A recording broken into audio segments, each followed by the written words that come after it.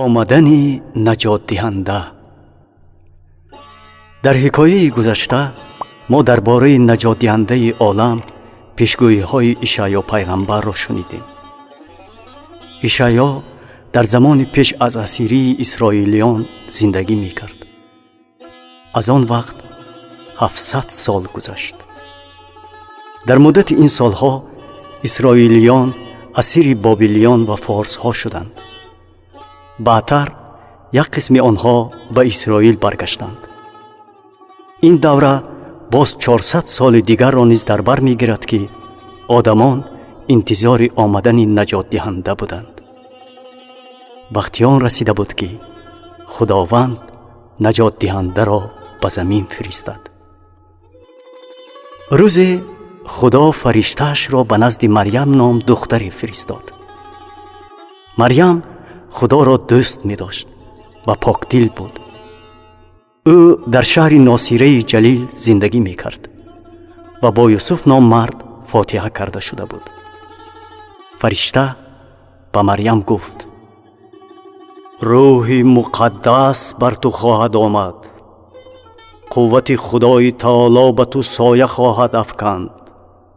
бинобар ин он кӯдаки муқаддас ки аз ту ба дуньё меояд писари худо номида мешавад. марьям ба фаришта гуфт: инак канизи худованд ҳастам, бигзор бо ман аз рӯи каломи ту шавад. баъди чанде марьям ҳомиладор шуда писаре таваллуд мекунад ва номи ӯро аз рӯи гуфти худо исо мемонад. кӯдак калон шуда аз ҳикмати худо пур мешуд ва файзи худованд бо ӯ буд. ҳар сол марьям ва шавҳараш юсуф барои гузаронидани иди фисҳ ба шаҳри Ерусалим мерафтанд. вақте ки исо 12 сола шуд, онҳо аз рӯи одат барои ид ба Ерусалим рафтанд.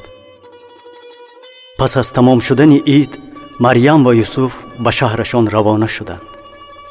онҳо гумон карданд ки исо ҳамроҳи дигарон аз паси онҳо меояд. чанде пас онҳо исоро ҷустуҷӯ карда наёфтанд ва боз барои кофтани ӯ ба Ерусалим баргаштанд. пас аз 3 рӯзи кофтуков ӯро дар ибодатхонаи худованд ёфтанд. исо дар миёни муаллимони дин нишаста суханони онҳоро гӯш мекард ва ба онҳо савол медод. ҳамаи онҳое ки суханони исоро мешуниданд аз боақлӣ ва ҷавобҳои ӯ дар ҳайрат буданд. марьям ва юсуф низ ӯро дида ҳайрон шуданд. марьям ба исо гуфт: эй писарам, чаро ту бо мо чунин рафтор кардӣ? мо хеле азобу уқубат кашида туро ҷустуҷӯ кардем. исо ба модараш марьям ҷавоб дод: чаро маро ҷустуҷӯ кардед? магар намедонистед ки ман бояд дар ҳамон ҷое бошам ки ба падарам худо тааллуқ дорад? марьям ва юсуф ба суханони исо сарфаҳм нарафтанд. лекин марьям ҳамаи суханони ӯро дар дили худ нигоҳ медошт. баъд исо ҳамроҳи онҳо ба шаҳри носира баргашт. ӯ дар итоати марьям ва юсуф буд. ҳамин тавр исо ҳам дар ҳикмат ва ҳам дар сину сол ба камол мерасид. исо дар назди одамон муҳаббат пайдо кард ва худованд ӯро дӯст медошт. вақте ки исо 30 сола шуд, бо яҳьё пайғамбар вохӯрд. он вақт яҳьё пайғамбар ба одамон мегуфт ки дар назди худо аз гуноҳашон тавба карда ба об таъмид гиранд. одамони зиёде аз Ерусалим ва гирду гӯшаи он ба назди яҳьё меомаданд ва яҳьё онҳоро бо об таъмид медод.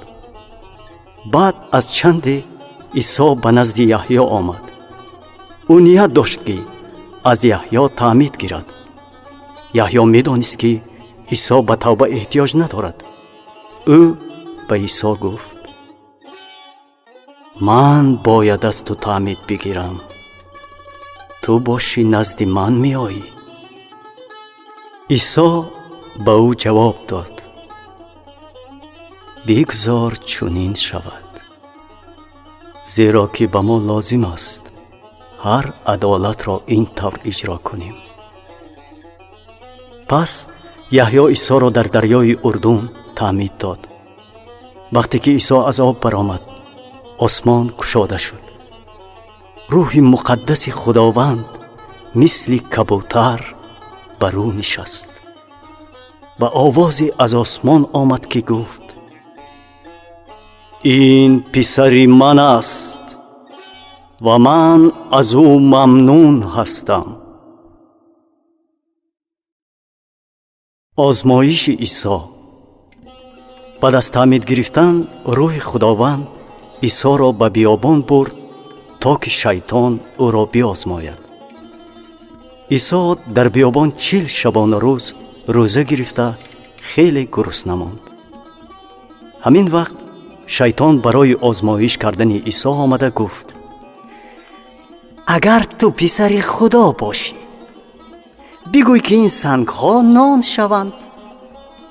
عیسی در جواب گفت: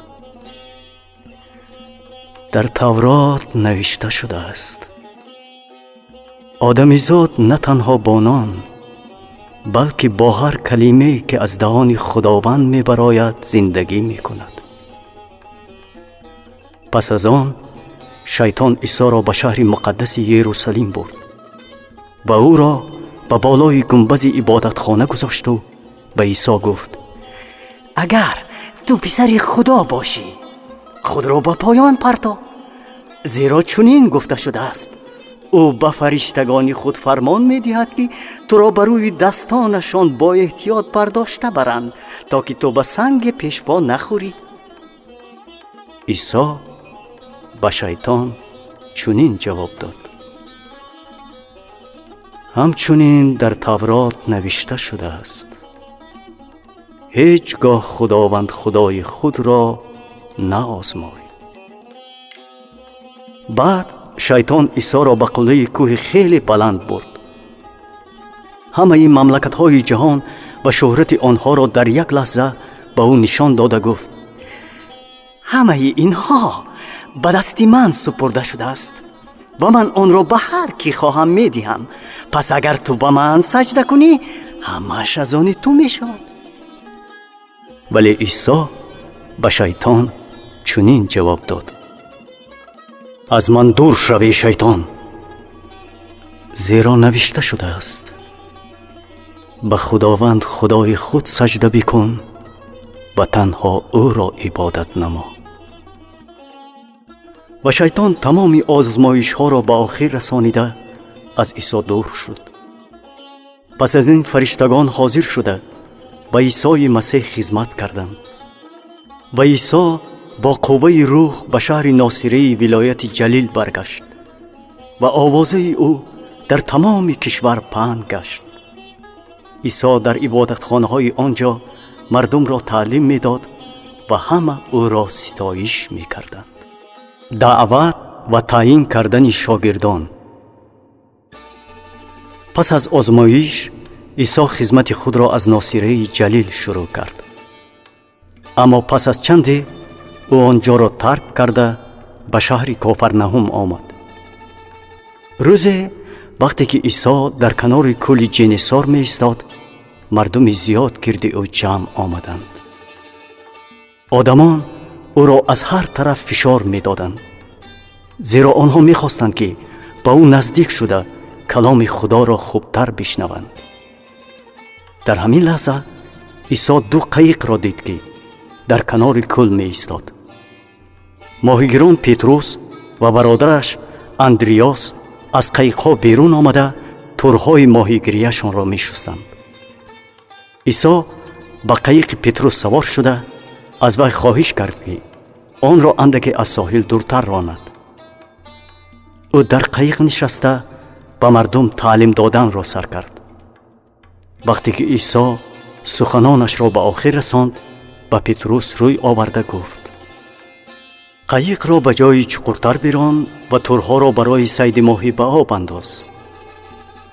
петрус бошад гуфт: эй устод, мо тамоми шаб заҳмат кашидем, аммо ҳеҷ чиз сайд накардем. лекин аз рӯи гуфтаи туро меандозам. ҳамин ки онҳо аз рӯи суханони исо амал намуданд, чунон зиёд моҳӣ сайд карданд ки турҳояшон медариданд.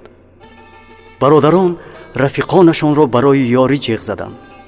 онҳо бо қайиқҳои худ ба зудӣ назди қайиқи петрус омаданд. ҳар ду қайиқро ончунон пур карданд ки қариб зери об мерафтанд. петрус ин ҳодисаро дида назди исо зону зад ва гуфт: худовандо, аз пеши ман бирав, ман шахси гунаҳкор ҳастам. аз ин сайди аҷоиб петрус бо ҳамроҳонаш яъқубу юҳанно ва дигарон ба воҳима афтиданд. сипас исо ба петрус гуфт: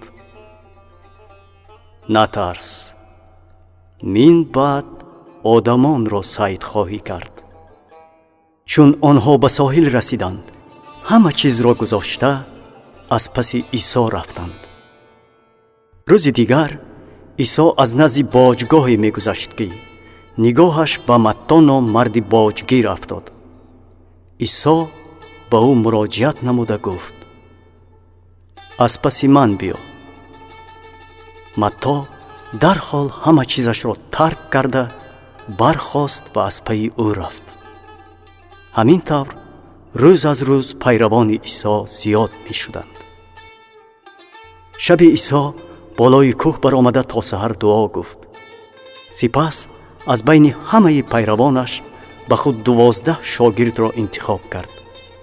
шогирдон ҳамеша бо исо буданд ва аз ӯ панду насиҳатҳои махсус меомӯхтанд. инчунин исо ба онҳо қудрат дод. ба онҳо одамонро шифо медоданду рӯҳи палидро меронданд. номҳои он 12 шогирд чунин буд: петрус, яъқуб, юҳанно, андриёс, филиппус, барталмо, матто, тумо, яъқуби ҳалфой, яъқуб ибни яҳудо, шимъуни ғаюр ва яҳудои исқариют ки баъдтар ба исо хиёнат мекунад. ҳамаи шогирдони исо одамони оддӣ буданд, вале худованд онҳоро баракат дод то ки дӯстон ва шогирдони исои масеҳ бошанд.